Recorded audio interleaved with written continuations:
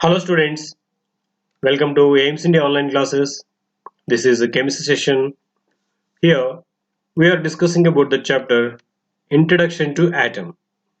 In the earlier sessions we have seen different concepts like what is an atom, what is Dalton's atomic theory, and the discovery of certain fundamental particles like electrons and protons we have seen in the earlier sessions. Now, in this session, let us see the discovery of neutrons, how it was done, by whom it was done. Okay, let us see about discovery of neutrons. After the discovery of electrons and protons, it was assumed that the only one particle that can account for the mass of an atom is the proton, because the mass of electron is negligible, isn't it? So after the discovery of two fundamental particles, those are electrons and protons, and they studied about these properties also, they came to know the mass of electron is completely negligible when compared to the mass of proton, isn't it? We have studied in the earlier session. Each proton mass equal to 1837 electrons mass. So when compared to the mass of proton, mass of electron is very small, which can be neglected. So now the mass of an atom is nothing but the total mass of the protons existing in that atom. So in that way they came to one conclusion that the only one particle that can account for the mass of an atom is proton.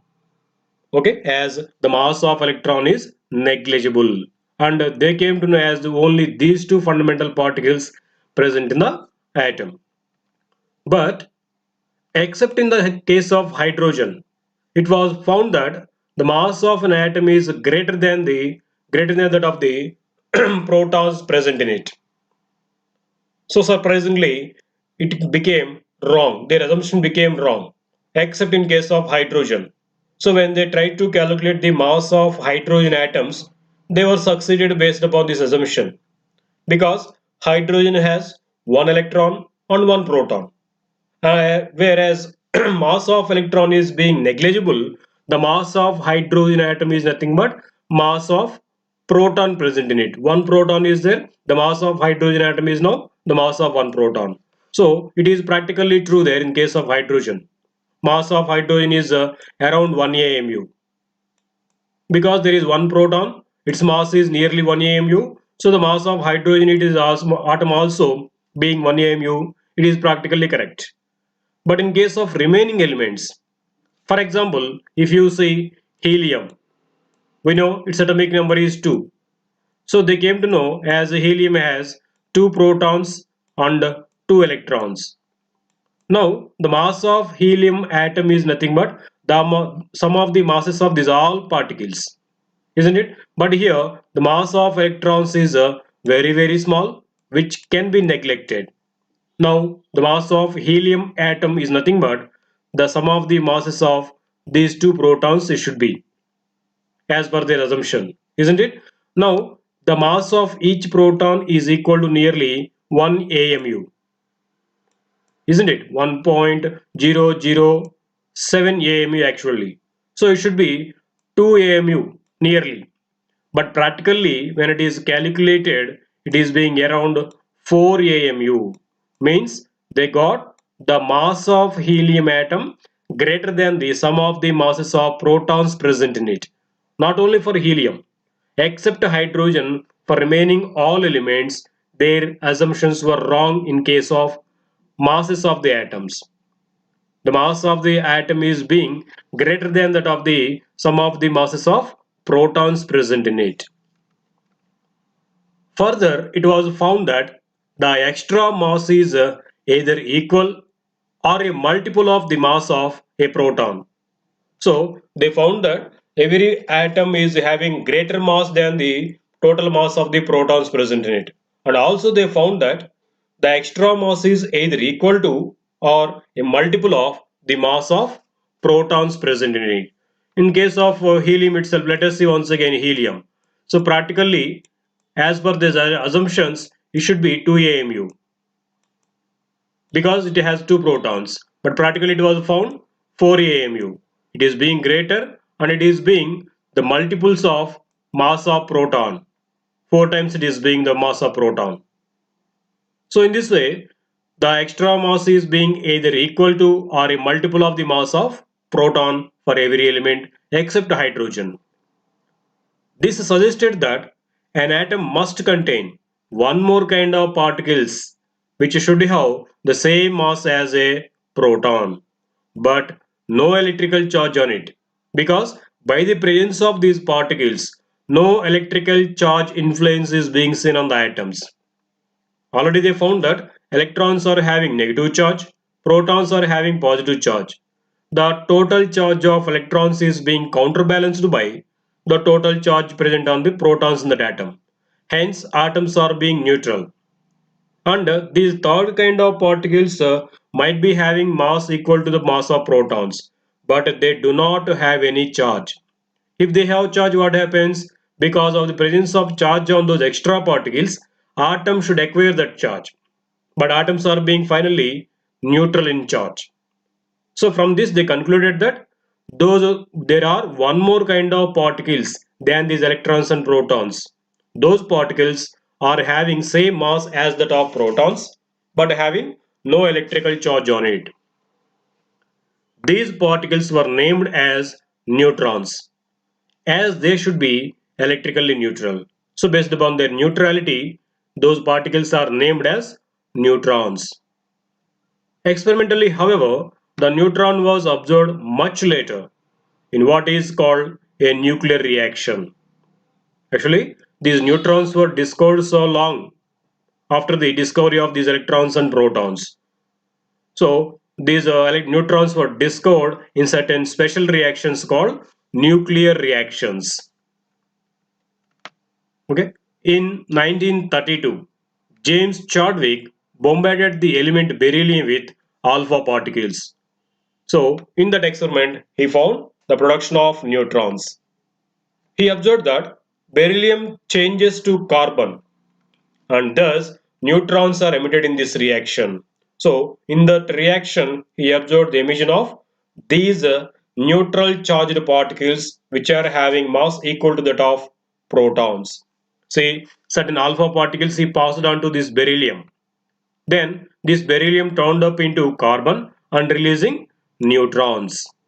So in that way, neutrons were discovered in certain nuclear reactions by the scientist James Chadwick in 1932. Okay. Here we use one word, alpha particle. He used alpha particles to bombard on beryllium atom. What are these alpha particles? Alpha particles are emitted from radioactive elements. Radioactive elements means certain elements are being unstable. Their nucleus contains so many protons and neutrons all together.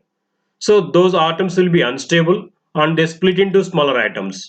While splitting into smaller atoms, they release a large amount of energy out in the form of these alpha particles and some other radiations.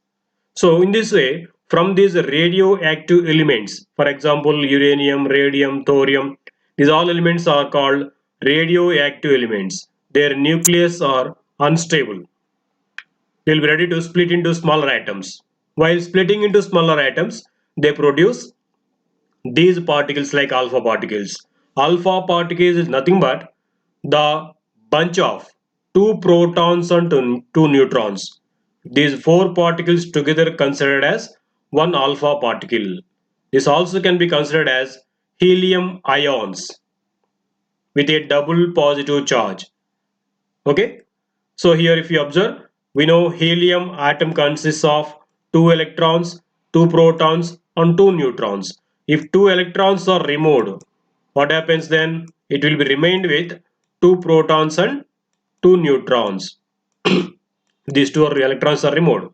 Then the helium nucleus will be remained with two neutrons and two protons. These particles which are containing two protons and two neutrons together are considered as alpha particles. So as these are containing two protons, they carry 2 units positive charge and totally 4 units mass because of presence of two protons and two neutrons. Okay, these are alpha particles. These alpha particles are generated or emitted from radioactive elements. So about these alpha particles and radioactive substances, we are going to describe in further classes. Now let us see the properties of neutrons. The mass of a neutron is slightly more than that of a proton. Actually, to say, in general, we say the mass of proton and neutron are nearly equal. Sorry, nearly equal. But to say accurately, the mass of neutron is slightly greater than that of mass of proton, where the mass of neutron is considered as 1.674 into 10 to the power of minus 24 grams. This is the mass of neutron. It is slightly greater when compared to the mass of proton, which is equal to 1.672 into 10 to the power of minus 24 grams. Okay, here if you take in terms of AMUs, then also the mass of proton and mass of neutron generally considered as 1 AMU in the round values. But to say accurately, mass of proton is 1.007 AMU, whereas the mass of neutron is 1.008 AMU. So from this you can say the mass of neutron is slightly greater than that of proton. And by coming to charge of neutron, electrically a neutron is a neutral particle. That means it has no charge on it. It has only mass, it has no charge. And even you can say it is the heaviest fundamental particle. These three particles whichever we have studied till now, electrons, protons and neutrons, these three particles together are considered as fundamental particles of atoms. Okay, out of these three fundamental particles, neutrons are heaviest particles. Okay, in a particular element, the number of neutrons in the nucleus of its atom may vary. Yes, it is one more interesting point about neutrons. So the number of electrons and number of protons in an atom will be same for all the atoms for an element. If we take carbon, if wherever you collect carbon atoms, they will be containing fixed number of protons, that is 6. All the carbon atoms, all the atoms of an element will be having fixed number of electrons and protons in their neutral state. But the number of neutrons may vary from atom to atom. For example, if we take hydrogen itself, some hydrogen atoms, they do not have neutrons at all. Zero neutrons in hydrogen atoms. But very few atoms of hydrogen, they contain one neutron in them, in their nucleus. And some more hydrogen atoms, they contain two neutrons also in their nucleus. In this way, the number of neutrons in the atoms of an element vary from atom to atom. Those atoms which are having different number of neutrons in their nucleus will get different mass numbers, but they belong to same element. Such kind of atoms with the same atomic number but different mass numbers are considered as isotopes. Okay. Further research has proved that within the atom there are over 100 different kinds of subatomic particles. Okay, now till now we have discussed about three important and fundamental particles of atoms. They are electrons, protons and neutrons. In fact, actually inside the atoms, not only these three particles, there are over 100 different kinds of subatomic particles inside the atom. So out of these all 100 kinds, the important and most stable particles are these three: electrons, protons and neutrons. The remaining all particles are also called as subatomic particles.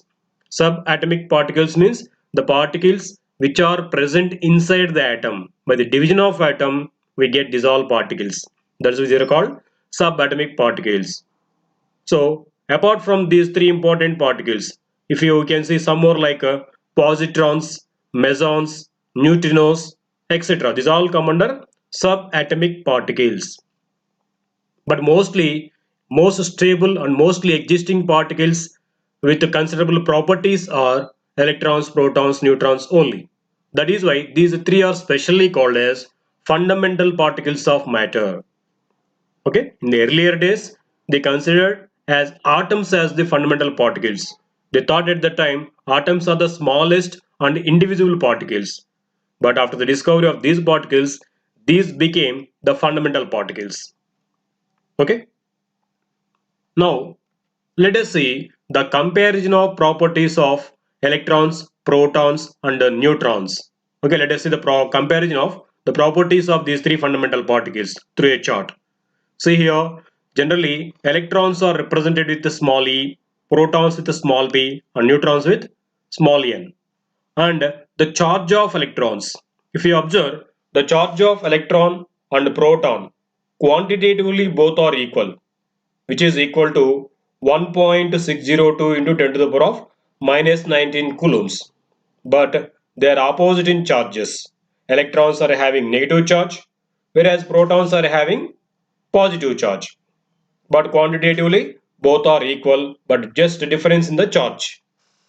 And relatively, as the charge, this is the smallest charge existing on any particle.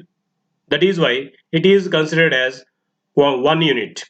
The charge of electron is considered 1 unit, and it is being negative. It is called negative 1 unit negative charge. And the same quantity of charge is there in the proton also, which can exist on any smallest part, any particle which is smallest. That is why this is also considered as 1 unit charge, and for proton it is positive. So we can say the relative charge of electron is -1 and that of for proton is +1. And next, by coming to neutron, the charge of neutron is 0. It has no charge. Okay, it is a chargeless particle among three fundamental particles. Next, by coming to mass, if you see, mass of electron is 9.11 into 10 to the power of -28 grams, whereas the mass of proton is 1.672 into 10 to the power of -24 grams. Of course, here they have given the kgs. If you see the mass of neutron also 1.674 into 10 to the power of -24 grams. So mass of proton and mass of neutron are almost nearly equal. If you see accurately, the mass of neutron is slightly greater than that of proton. But when you compare the mass of electron with the mass of proton and neutron, it is completely negligible.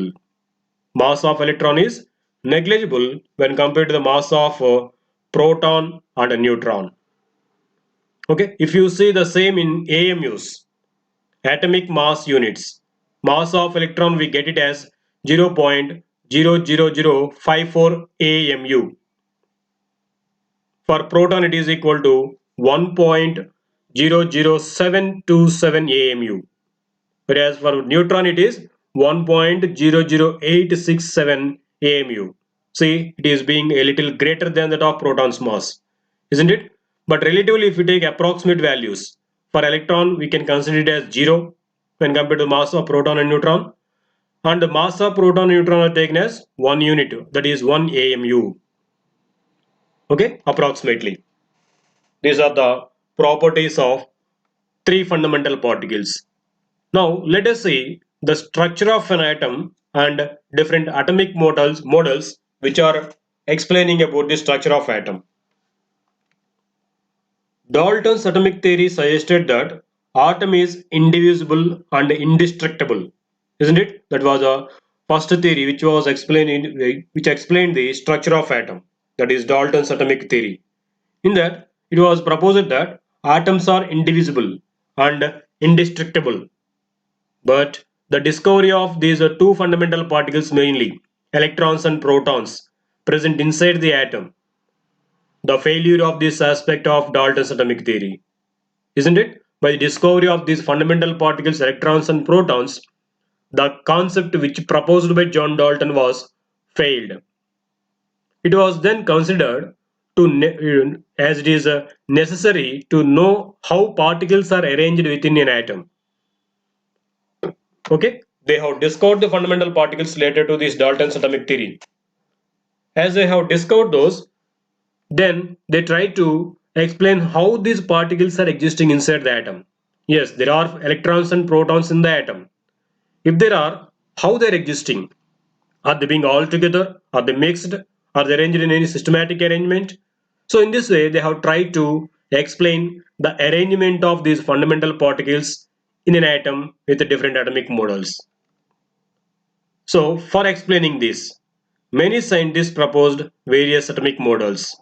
Out of those all, J. Thomson was the first who proposed a model for the structure of an atom. So many scientists they have tried to explain the structure of atom. That means the arrangement of fundamental particles in an atom.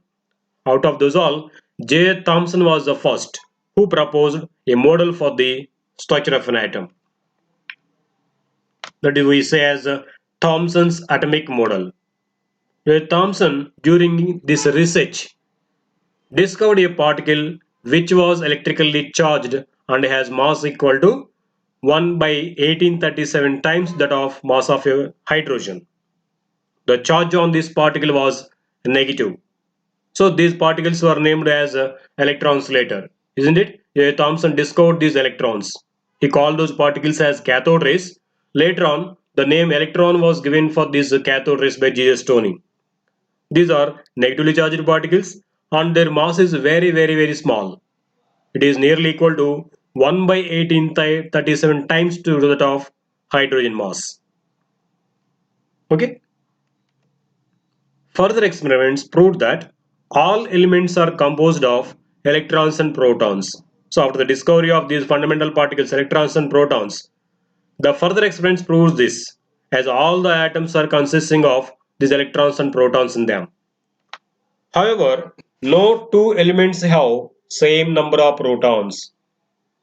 Each and every element is having a fixed number of protons which is entirely different from the remaining. If we see hydrogen, it will be having only one proton. If we see helium, it will be having always two protons. So the number of protons are being different from one atom to another atom. So for example, the number of protons in first few elements are mentioned here. Say helium has 2, beryllium has 3, beryllium has 4, boron has 5, carbon has 6. In this way, for some elements are given here. We can understand from this the number of protons in an atom for an element is being fixed, which is different from the remaining elements. Okay. Furthermore, it was assumed that the number of electrons in an atom is equal to the number of protons. Yes. Further, based upon the electrical neutrality of atoms, this proposal was given. It is assumed that for any atom, number of electrons is equal to number of protons, as the atoms of any element are being electrically neutral. However, the question arises about how the electrons and protons are arranged within an atom. So there are protons and electrons in an atom. If there are, how they are existing inside the atom? That is the question here. Especially negative charges on the electrons attract positive charges on the protons. So if these are being attracting each other, how these are existing inside the atom without collapsing? This doubt led to the suggestions like atomic models. Okay, J. Thomson at that time proposed an atomic model which is called as watermelon model or apple pie pudding model, or which is also known as plum pudding model of the atom. In this way, he compared the atomic model with watermelon. That's why his model is also called as watermelon model. Okay. According to this model, an atom is made up of positively charged substance which is spread very thinly in the form of a sphere. See, as shown here, the entire positive charge in an atom, it is spread in like a sphere shape.